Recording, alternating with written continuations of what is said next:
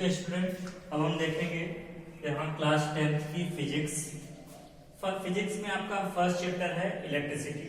अगर इसे NCERT book की किताब में देखेंगे तो ये आपका चैप्टर नंबर 12 है, लेकिन यहाँ पर एक सेक्शन वाइज हम देख रहे हैं तो फिजिक्स आपका फर्स्ट चैप्टर है।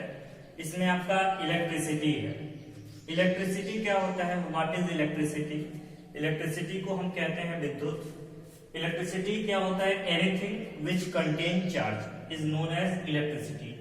कोई भी वस्तु जिसमें क्या होता है, चार्ज होता है, उसे हम इलेक्ट्रिसिटी कहते हैं। जैसे हमने बात किया चार्ज की, तो यहां पर आ गया चार्ज। चार्ज क्या होता है? तो चार्ज क्या होता है? तो charge is the property of matter. Charge किसी भी मैटर की प्रॉपर्टी होती है जिसे हम चार्ज कहते हैं। चार्ज दो तरह के होते हैं, positive charge and negative charge. ठीक है, चार्ज के बारे में कुछ और चीजें हम जान लेते हैं। तो charge is the property of matter. There are two kinds of charge, first positive charge and second negative charge. और इसकी प्रॉपर्टीज के बारे में देखें तो इसमें क्या आता है चार्ज में? Charge it is also called like charge and unlike charges. Like charge क्या होता है? The property of charge which repel each other are known as like charges. Like charges क्या होता है? हमेशा एक दूसरे को रिपेल करते हैं। रिपेल का मतलब होता है प्रतिकर्षित करना या दूर ढकेलना। जैसे हम मैग्नेट में ही देखते हैं कि जब दो मैग्नेट को पास में ले आते हैं, अगर उनका पोल सेम रहे तो वो एक दूसरे को दूर ढकेलते हैं, तो हम कहते हैं कि उनमें क्या है, चार्जेस लाइक है। अगर वही क्या वो अनलाइक चार्जेस हो तो unlike charges attract each other. Unlike charges क्या होते हैं? एक दूसरे को अट्रैक्ट करते हैं। चार्ज को लिखने के लिए हम कैपिटल क्यू, इसे कैपिटल क्यू सिंबल का इस्तेमाल करते हैं। कहीं पे भी आपका फिजिक्स में न्यूमेरिकल में कैपिटल क्यू लिखा रहता है तो उसका मतलब होता है चार्ज। चार्ज को मेजर करने के लिए जिस एसआई यूनिट का इस्तेमाल करते हैं उसे हम कूलाम कहते हैं। ठीक है, उसको लिखने के लिए स्मॉल सी लेटर का इस्तेमाल किया जाता है, उसे कूलाम कहते हैं। चार्ज में और कई सारी चीजें आती हैं, जैसे हम जानते हैं, जैसा कि मैंने बताया आपको कि charge is the property of matter. ये मैटर की प्रॉपर्टी होती है और हम जानते हैं कि सभी मैटर इलेक्ट्रॉन, प्रोटॉन और न्यूट्रॉन से मिलकर बने होते हैं। तो ये चार्ज क्या होता है? उन्हीं के इलेक्ट्रॉन, प्रोटॉन, न्यूट्रॉन के ही होता है। जैसे हम बात करें इलेक्ट्रॉन की चार्जेस, तो इलेक्ट्रॉन की चार्ज कितनी होती है? तो इलेक्ट्रॉन पे charge -1.6 into 10 to the power -19 coulomb. इतना चार्ज इलेक्ट्रॉन पे होता है। यही हम बात करें प्रोटॉन की चार्ज की, तो प्रोटॉन पे चार्ज क्या होता है? +1.6 into 10 to the power -19 coulomb.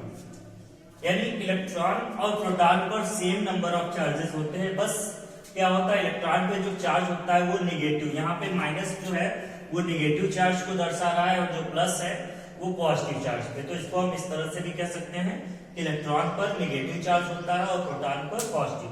लेकिन दोनों की संख्याएं क्या होती हैं? बराबर होती। चार्ज जो है दोनों में बराबर मात्रा में होता है, इसलिए मैटर के ऊपर या आइटम्स पर जो होता है वो न्यूट्रल नेचर का होता है, क्योंकि पॉजिटिव और निगेटिव कैंसिल हो जाते हैं, इसलिए एटम्स का नेचर जो होता है वो न्यूट्रल होता है। तो यहाँ पर चार्जेस दो तरह के हो गए, पॉजिटिव और निगेटिव। और चार्ज को काउंट करने के लिए एक फॉर्मूला यूज किया जाता है, Q = N × E। Q = N × E। यहाँ पर Q क्या है? Q चार्ज है, N क्या है? नंबर ऑफ इलेक्ट्रॉन, और E क्या है? Charge of 1 electron.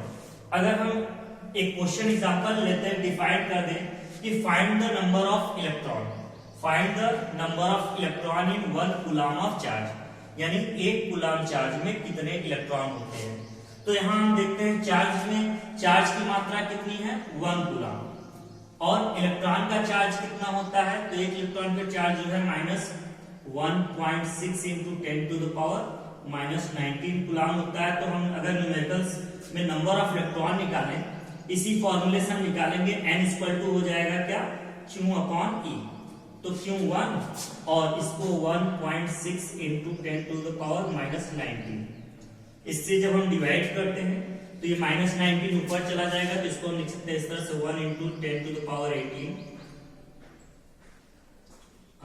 10 into 10 to the power 18 upon 1.6।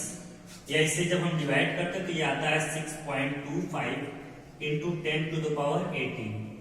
तो हम देखते हैं कि एक कूलाम चार्ज में कितने इलेक्ट्रॉन होते हैं, तो टोटल इलेक्ट्रॉन, तो हम देखते हैं यहाँ पर टोटल नंबर ऑफ इलेक्ट्रॉन की बात कर रहे हैं, तो इलेक्ट्रॉन 6.25 × 10⁸ तो एक कूलाम चार्ज में टोटल इतने इलेक्ट्रॉन्स आपके होते हैं।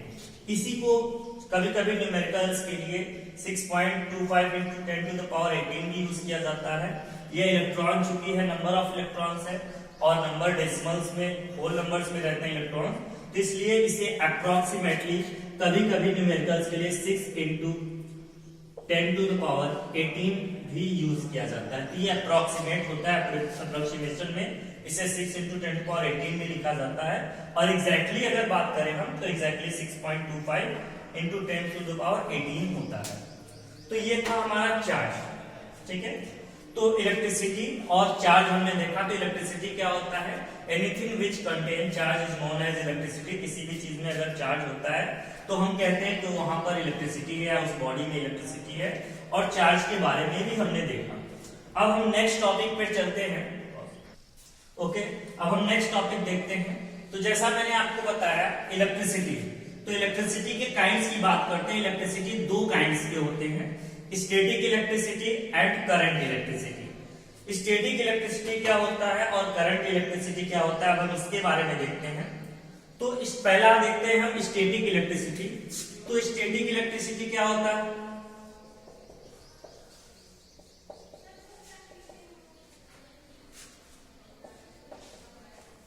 तो स्टैटिक इलेक्ट्रिसिटी, स्टैटिक का मतलब होता है स्थिर यानी रुका हुआ। तो हम स्टैटिक इलेक्ट्रिसिटी की बात करें तो कुछ ऐसे बॉडी होते हैं जिसमें जो चार्ज पार्टिकल्स हैं, चार्ज पार्टिकल का मतलब इलेक्ट्रॉन और प्रोटॉन जो होते हैं हमारे, तो जो चार्ज पार्टिकल अगर किसी बॉडी में है और वो क्या है, रेस्ट में है, मोशन नहीं कर रहे हैं, तो वहां हम कहते हैं कि वहां पर जो इलेक्ट्रिसिटी है हमारी वो स्टैटिक इलेक्ट्रिसिटी कहलाता है। जैसे एग्जाम्पल के तौर पे हम देखते हैं कि बचपन में हम लोग जब स्कूलों में पढ़ते हैं तो फ्रेंड के साथ मस्ती करने के लिए एक मैजिक दिखाते हैं। जैसे स्केल होता है प्लास्टिक का या कम होता है कंधा, जिससे हम बालों को सही करते हैं। तो जब हम उसको बालों से अपने रगड़ते हैं और रगड़ने के बाद कागज के छोटे छोटे टुकड़ों के ऊपर ले जाते हैं, तो वहां देखते हैं वो कागज के छोटे छोटे टुकड़ों को अपनी ओर अट्रैक्ट करता है। वो कंधा जो होता है या स्केल होता है वो कागज के छोटे छोटे टुकड़ों को अपनी तरफ अट्रैक्ट करता है। तो वहां पर जो चार्ज होता है वो स्टैटिक इलेक्ट्रिसिटी कहलाता है। क्यों? क्योंकि जो चार्ज है कंधा का वही हिस्सा उस कागज के छोटे छोटे टुकड़ों को अट्रैक्ट करेगा जिसको हमने रब किया। जिस हिस्से को हमने रब नहीं किया, अगर हम उस हिस्से को पेपर के छोटे छोटे टुकड़े के ऊपर ले जाएं तो वो उसको अट्रैक्ट नहीं करता। तो इसका मतलब जो चार्ज है वो चार्ज पार्टिकल जहां हमने रब किया केवल वहीं पर है, वहां से होकर दूसरे हिस्से की तरफ वो मोशन नहीं कर रहा है। तो इस कंडीशन में हम कह सकते हैं कि वहां पर जो हमारा इलेक्ट्रिसिटी है वो कैसा है, स्टैटिक इलेक्ट्रिसिटी है। ओके, अब हम देखते हैं दूसरा करंट इलेक्ट्रिसिटी।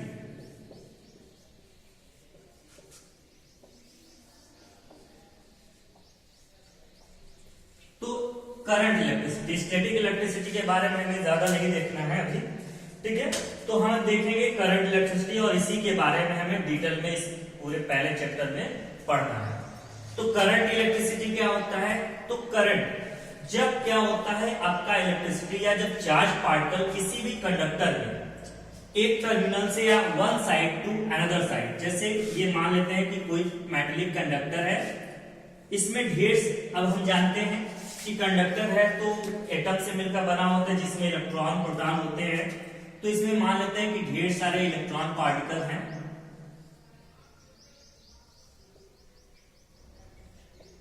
इस तरह से ये ढेर सारे इलेक्ट्रॉन पार्टिकल हैं। अब ये इलेक्ट्रॉन पार्टिकल सभी कंडक्टर्स में होते हैं। बस यहां पर ये इलेक्ट्रॉन पार्टिकल्स क्या होता है, जब कंडक्टर के एक टर्मिनल, जैसे ये दो टर्मिनल है ए और बी, अगर ये चार्ज पार्टिकल टर्मिनल बी से मूव करते हुए ए की तरफ अगर ये मोशन करते हैं तो हम कहते हैं क्या कि इसमें जो इलेक्ट्रिसिटी है वो करंट इलेक्ट्रिसिटी है। लेकिन अगर यही चार्ज पार्टिकल इसमें है लेकिन मोशन नहीं कर रहा है, रेस्ट में है, तो हम कहते हैं क्या कि ये क्या है, स्टैटिक इलेक्ट्रिसिटी। तो करंट के बारे में हम देखते हैं डेफिनेशन। तो करंट क्या होता है, the rate of flow of electron या इसी को इलेक्ट्रॉन की जगह हम चार्ज भी कह सकते हैं। तो the rate of current electricity को डिफाइन करते हैं, तो the rate of flow of charge is called current. Current और करंट इलेक्ट्रिसिटी, इसी को हम करंट इलेक्ट्रिसिटी कह सकते हैं। इसको लिखने के लिए चूंकि किसी चीज के रेट को हम ठीक है टाइम से डिवाइड करके लिखते हैं और करंट इलेक्ट्रिसिटी को आई सिंबल के द्वारा लिखा जाता है, तो इसको हम लिख सकते हैं करंट इज इक्वल टू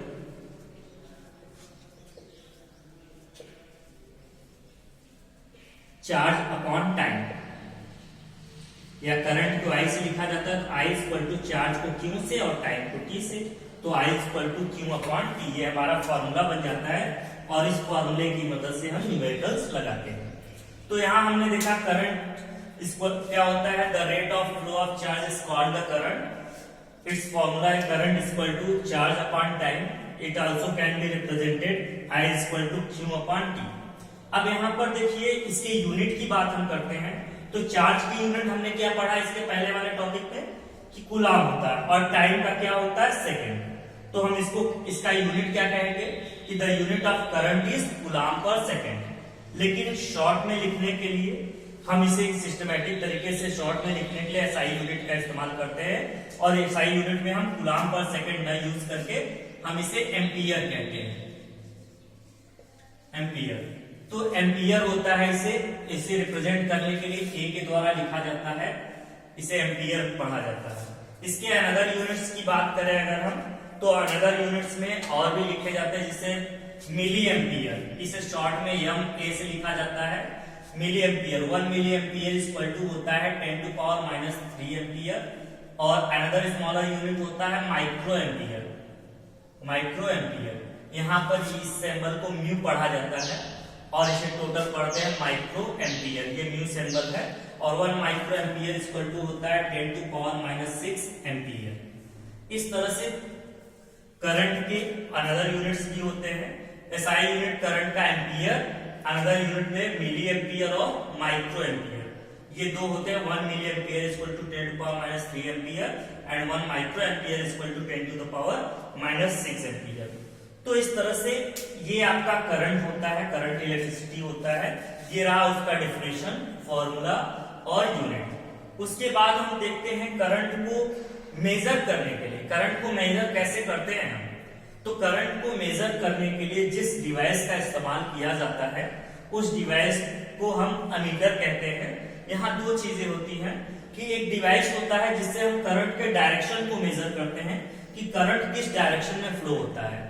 तो डायरेक्शन के लिए छोटा सा ट्रिक बता रहा हूं आप लोगों को कि करंट का डायरेक्शन जब भी आपको पूछे तो आप करंट के डायरेक्शन को बताने के लिए ये कह सकते हैं कि करंट का डायरेक्शन इलेक्ट्रॉनों के मोशन के डायरेक्शन के अपोजिट होता है। तो करंट के मोशन डायरेक्शन किस तरफ होगा जब भी पूछे तो आप बता सकते हैं कि the opposite of flow of electron is the direction of current. और इसके डायरेक्शन को मेजर करने के लिए गैल्वेनोमीटर का इस्तेमाल किया जाता है करंट के डायरेक्शन को मेजर करने के लिए। और करंट की वैल्यू कि कितना करंट फ्लो हो रहा है इसको अगर हमें मेजर करना हो तो इसके लिए क्या होता है, अमीटर। अमीटर एक डिवाइस होता है, ठीक है। इस डिवाइस का इस्तेमाल क्या करते हैं हम, करंट के डायरेक्शन को मेजर करने के लिए किया जाता है। और इसे सिंबल के तौर पे इलेक्ट्रिक सर्किट में इस तरह से बनाया जाता है। ए लिखा, एक सर्कल बनाकर ए लिख देते हैं और उसमें एक तरफ पॉजिटिव और एक तरफ नेगेटिव साइन शो कर देते हैं। तो ये अमीटर का सिंबल होता है और इलेक्ट्रिक सर्किट में इसे यूज किया जाता है। और इलेक्ट्रिक सर्किट में इसे कैसे यूज करेंगे, हम कैसे इसे रिप्रेजेंट करते हैं, तो अमीटर के बारे में दो चीजें जानना बहुत जरूरी होता है कि अमीटर का जो रेजिस्टेंस होता है, ये अमीटर का रेजिस्टेंस लो होता है, ठीक। Ammeter have a very low resistance and it is always use in series combination. Combination के बारे में आगे हम पढ़ेंगे। तो इसे जब भी किसी चीज से सर्किट में जोड़ा जाता है तो इसे सीरीज क्रम में यानी श्रेणी क्रम में इसे जोड़ा जाता है। जैसे मैं डायग्राम बनाकर एक एग्जांपल जो है आपको दिखाता हूं। जैसे ये कोई बल्ब है जो कि इस कंडक्टिंग वायर के द्वारा यहाँ पर एक की लगा हुआ है, और इसे हम एक बैटरी से जोड़ देते हैं।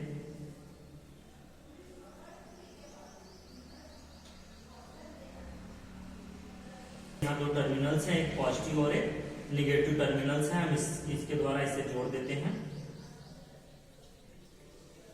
अब अगर हमें मान लेते हैं कि यहाँ पर हमें अमीटर जोड़ना है, तो अमीटर को हम कैसे जोड़ेंगे? तो यहाँ पर अमीटर को एक सर्कल बनाकर इस पे लिख देंगे और ये बैटरी का हमारा पॉजिटिव टर्मिनल है और ये निगेटिव टर्मिनल। तो अब जोड़ने के लिए अमीटर के पॉजिटिव टर्मिनल को बैटरी के पॉजिटिव टर्मिनल से जोड़ते हैं और अमीटर के निगेटिव टर्मिनल को बैटरी के निगेटिव टर्मिनल से। तो इस तरह से किसी भी इलेक्ट्रिकल सर्किट में हम अमीटर को ऐड करते हैं, सीरीज क्रम में ऐड करके इसे दर्शाते हैं। ओके, तो ये था आपका करंट इलेक्ट्रिसिटी, करंट के डेफिनेशन। करंट का डेफिनेशन क्या था मैंने बताया आपको, the rate of flow of charge is called the current. इसका formula I equal to Q upon T, या क्यू की जगह जैसा कि मैंने आपको क्यू इक्वल टू एक और फार्मूला पहले ही बताया N इंटू ई। तो कभी कभी न्यूमेरिकल्स के लिए I equal to Q upon T, इस फॉर्मूले को मॉडिफाई करके हम I equal to N E upon T भी लिखकर न्यूमेरिकल्स के लिए कभी कभी इस्तेमाल करते हैं। ओके, और करंट, ठीक है, और करंट को मेजर करने के लिए, तो करंट की वैल्यू को मेजर करने के लिए अमीटर का इस्तेमाल करते हैं, जिसका सिंबल ये है, और इसे सर्किट में सीरीज क्रम में यूज करते हैं। और करंट के डायरेक्शन को जब भी मेजर करना हो तो उसके लिए हम गैल्वेनोमीटर का इस्तेमाल करते हैं। ओके, आई होप ये वीडियो आपको पसंद आया होगा, और अगर इस वीडियो से रिलेटेड आपके मन में कोई भी क्वेश्चन हो तो उसे हमारे नेक्स्ट वीडियो में आप पूछ सकते हैं। इस कमेंट बॉक्स में कमेंट करके पूछ सकते हैं, जिसका आंसर मैं नेक्स्ट वीडियो में दे दूंगा। Okay, thank you.